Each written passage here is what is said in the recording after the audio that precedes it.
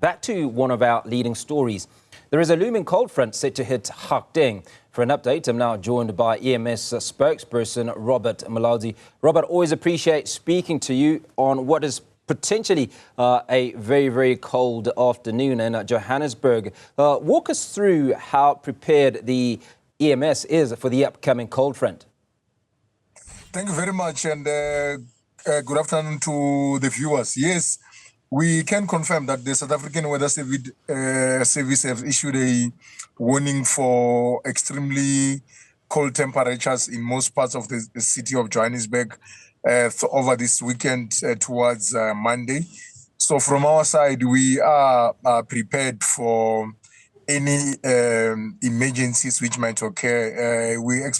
Especially monitoring our most vulnerable communities, our informal settlements, since we know that they are the hardest hit when we have extremely cold temperatures like the ones we have, because they are using heating devices like braziers or imbawula, paraffin stoves, candles, which if they are used unsafely, they must cause fire incidents. So we are also pleading with our residents in our formal residential areas, you know, those who might be using any other heating devices like heaters, to make sure that they don't leave them, these heating devices, unattended while in use, so that we can be able to prevent, fire incidents which might occur at home. From our side as a service, we have got all our 29 fire stations fully operational and on high alert. So we should be able to respond to all the emergencies which might occur over the weekend. Right, we're going to touch a little bit on some of those potential emergencies, Robert, but I'd like at this point to talk about just how cold do the temperatures have to be for you to be on a high alert, to be called in to prepare? Yeah, we have got a good working relations with the South African Weather Service. If the temperatures are extremely cold in such a way that it might cause danger in the communities, when they are using any other heating devices, that's where we also make sure that our communities are aware through our public education office, which is responsible to make sure that our residents are empowered, with the lesser skills to deal with at least fire incidents as and when they start in their respective communities. So residents are trained in terms of basic firefighting, how to call emergencies, all those disaster preparedness skills which the communities might need when we have emergencies, not only fires, but all the emergencies which might occur in their communities. Residents are empowered with those skills because as a department, we have taken a strategy. We call it prevention is the future. We believe that the more we empower our residents, the more they are able to deal with, various emergencies as and when they occur wherever they are. So let's talk about this communication. How does it get across to the various provinces and various individuals, the updates and warnings that are needed to be communicated to the public?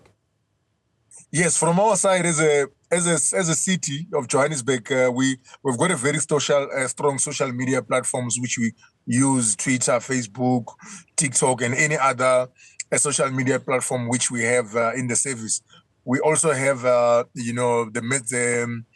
disseminate information through our community radio stations, our various television stations which we interact with, to make sure that our residents have got the information. And of course, those residents who might not have those platforms which I've mentioned, we conduct what we call door-to-door campaigns to make sure that our residents are informed about, the latest information about the weather conditions, and also what is it that they can do to prevent incidents.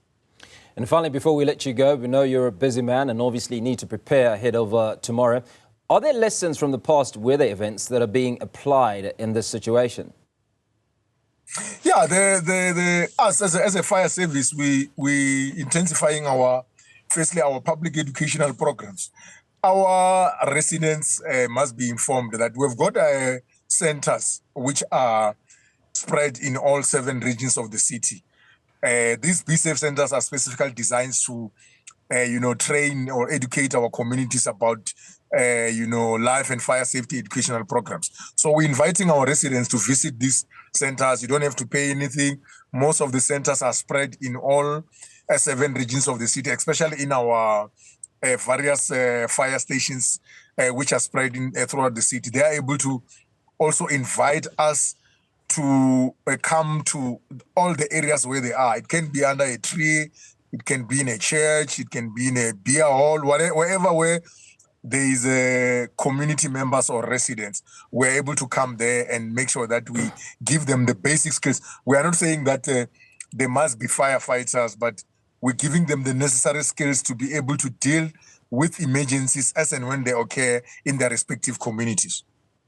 Robert Mulaudzi, EMS spokesperson, I appreciate your time. Just giving warning for all residents of Johannesburg to heed ahead of tomorrow and this coming week, where temperatures are expected to drop significantly.